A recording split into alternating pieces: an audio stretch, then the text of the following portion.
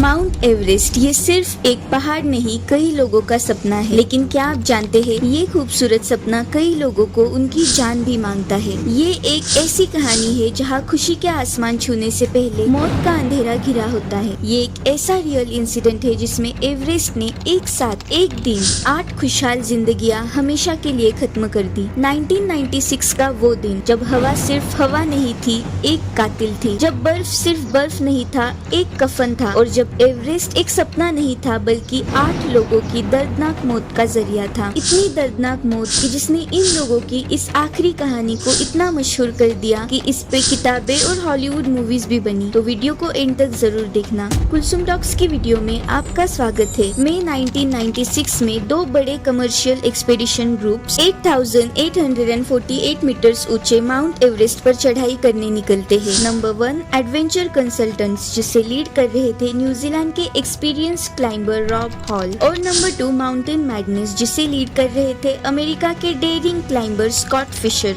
इन teams में experienced guides के साथ कुछ फर्स्ट टाइम क्लाइंबर्स भी थे। इन टीम्स में एक पोस्टमैन डॉग हैंसन भी थे, जिनका सपना था एवरेस्ट की चोटी को एक बार छूना। और यासुको नाम्बा, ये जापान की 47 इयर्स की महिला भी थी जो ऑलरेडी एशिया के बड़े बड़े पीक्स पर चढ़ चुकी थी। अब मैंने इन दोनों का ही नाम क्यों मेंशन किया, ये आपको आगे पता चलेगा। सब कुछ प्लान के मुताबिक चल रहा था। वेदर फोरकास्ट भी क्लियर दिखा रहा था, इक्विपमेंट्स रेडी थे और रात के 11 बजे समिट पुश का डिसीजन लिया जाता है। 10 मई की सुबह क्लाइंबर्स हिलरी स्टेप तक पहुंचते हैं, एवरेस्ट का सबसे मुश्किल हिस्सा। लेकिन एक प्रॉब्लम थी, फिक्स्ड रोप्स लगाए ही नहीं थे। इस वजह से होता है ट्रैफिक जाम। 33 लोग एक ही रस्सी का इंतजार कर रहे थे। हर घंटे का डिले हो रहा था, ऑक्सीजन कम होने लगा था और थकान बढ़ने लगी थी। डॉग हैंसन ऑलरेडी पूरी तरह थक चुके थे। रॉब हॉल ने उन्हें बस वहीं से वापस मुड़ने की और आगे न बढ़ने की सलाह दी। पर जैसा कि मैंने पहले आपको बताया, डॉग का सपना था जिंदगी में एक बार एवरेस्ट की चोटी को छूना, और हुआ भी यही। दोपहर 2:30 को दोनों समिट करते हैं, जबकि वापस लौटने का टाइम ज्यादा से ज्यादा 2 बजे का था। आप सोच रहे होंगे कि बस आधा घंटा तो डिले हुआ, लेकिन हर चढ़ाई का एक वक्त होता है और अगर इसे सीरियसली ना लिया जाए तो अंजाम सोच से भी भयानक हो सकता है। और फिर जहाँ पहले आसमान साफ था, वही अंधेरा छा गया। और एवरेस्ट के पीक पर चढ़ना तो बस आधा हिस्सा होता है, असली संघर्ष तो वापस लौटने में होता है। और मैं आपको बता दूं कि एवरेस्ट की सबसे ज्यादा मौतें क्लाइंबर्स के वापस लौटते वक्त ही हुई है। दोनों ग्रुप्स के क्लाइंबर्स नीचे उतरने लगते हैं, लेकिन अचानक हवा तेज हो जाती है और बड़ा तूफान आता है। विजिबिलिटी 0। गाइड्स माइक ग्रूम और नील बीडमैन्स कुछ क्लाइंबर्स के साथ रास्ता भटक जाते हैं। यासुका नाम्बा और बेक वेदर्स बर्फ में गिर जाते हैं और शेरपास भी उन्हें बचा नहीं पाते। और अनफॉर्चुनेटली यासुका वही बर्फ में जम जाती है। वही डॉग हैंसन नीचे आते वक्त गिर जाते हैं। रॉब हॉल उनके साथ ही रहते हैं, अपनी जान खतरे में डालकर। पता नहीं, शायद उन्हें अपना आखिरी वक्त आंखों के सामने नजर आ रहा था। शायद इसीलिए रॉब हॉल अपनी प्रेग्नेंट वाइफ को कॉल करते हैं और कहते हैं, sleep well my sweetheart, don't worry too much, I love you. लेकिन ये थे रॉब के अपनी वाइफ के लिए आखिरी वर्ड्स। जिसके बाद रॉब भी वही बर्फ में जम जाते हैं। इनकी बॉडी आज भी उसी जगह पर है। अगली सुबह जब तूफान थमा तो एवरेस्ट पर कुछ जमी हुई जिंदगियां थी। रेस्क्यू टीम हेलीकॉप्टर से वहां पहुंची। कई लोग बर्फ के नीचे जमे हुए थे और शॉकिंगली बेक वेदर्स, जिनका पूरा चेहरा, हाथ, नाक जम चुका था, वो जिंदा थे। और आज भी वो एक मोटिवेशनल स्पीकर है और एवरेस्ट के इस खौफनाक दिन का जीता जागता गवाह। अब शुरू हुई गिनती, जो कि हर समिट के बाद होती है। इस डिजास्टर में टोटल 8 लोगों की जान चली गई, जिनमें से थे Rob Hall, Doug Hansen, Yasuko Namba, Scott Fischer और 4 क्लाइंबर्स। इन्हें एवरेस्ट ने आज भी अपने पास रखा है। इनकी बॉडीज आज भी एवरेस्ट की रेनबो वैली में है। लेकिन कहानी यही खत्म नहीं होती। जैसे ही ये न्यूज बाहर आई, दुनिया भर में सनसनी फैल गई। न्यूज चैनल्स, मैगजीन्स और मीडिया हाउसेस ने इस इवेंट को कवर किया और सर्वाइवर्स के इंटरव्यूज ने लोगों को रुला दिया। जॉन क्रैकेयर, जो इस एक्सपेडिशन का हिस्सा थे, उन्होंने एक डिटेल्ड बुक लिखी, इनटू थिन एयर। ये बुक बेस्ट सेलर बनी और इस पे बेस्ड 2015 में एक हॉलीवुड फिल्म बनी, एवरेस्ट। और इसने एवरेस्ट के उस काले दिन को स्क्रीन पर जिंदा कर दिया।